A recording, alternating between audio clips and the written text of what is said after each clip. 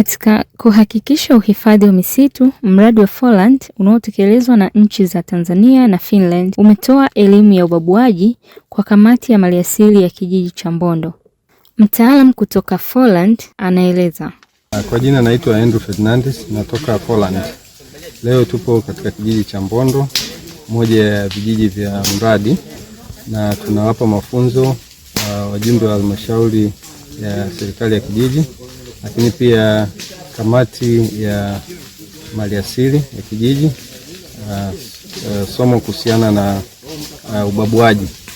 Ubabuaji ni uwashaji wa moto wa makusudi kwa lengo la kupunguza kile chakula cha moto. Tumeona kwamba vyanzo vikubwa vya moto hapa kijijini ni uandaaji wa mashamba.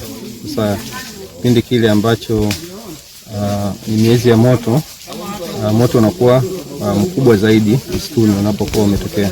Lakini tukifanya ubabuaji tunapunguza chakula cha moto, na ni miezi ambayo majani bado hajakauka vizuri.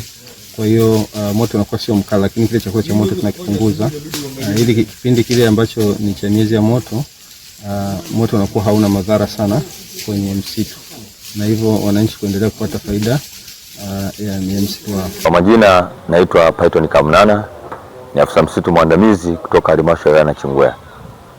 Wale wetu ya Nachingwea tumepokea program inaitwa Folland ambayo inatekelezwa na Wizara ya Maliasili na Utalii kwa kushirikiana na serikali ya Finland. Programu hii itafanya kazi kwenye vijiji 12 katika wilaya ya Nachingwea, ambayo moja ya majukumu ambayo tutatekeleza ni pamoja na shughuli ya kukabiliana na majanga ya moto katika msitu wa hifadhi ya vijiji vyote katika wilaya ya Nachingwea. Kabla ya programu hii, moto ulikuwa unachomwa kiholela kwenye msitu wetu ya hifadhi, lakini baada ya kupata programu hii na kutoa mafunzo, tunatarajia vijiji vyetu 12 pamoja na maeneo mengine yenye hifadhi ya msitu ndani ya wilaya ya Nachingwea kuweza kuepuka na mioto kichaa ambayo imekuwa ikichoma msitu na kuharibu vyanzo vya maji, kuharibu machipukizi ya miti, lakini pia na kutoweka kwa baadhi ya viumbe hai vilivyopo ardhini na juu ya ardhi.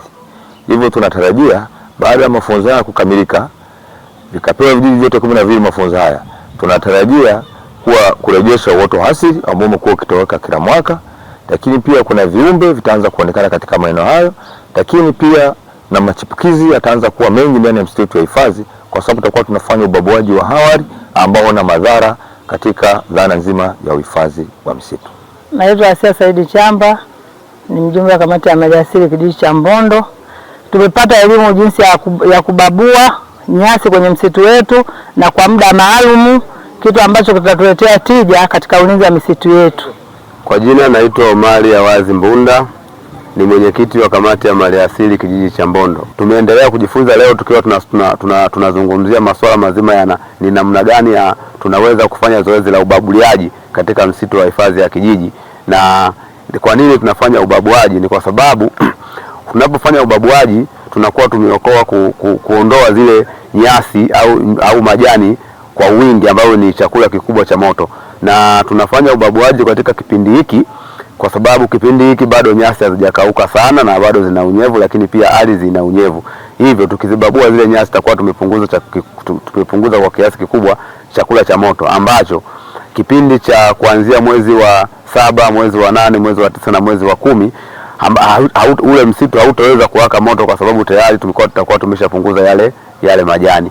Hii itatusaidia sana kuhakikisha kwamba msitu wetu unakuwa salama, lakini pia utakuwa unatunza ile hali ya unyevu na kuifanya ile mimea ambayo imeota au inaota kwa msimu ambayo inahitaji iendelee kuendelea kukua kwa sababu tayari itakuwa haijapitiwa ule na moto hatarishi ambao kwa namna nyingine tunauita moto kichaa.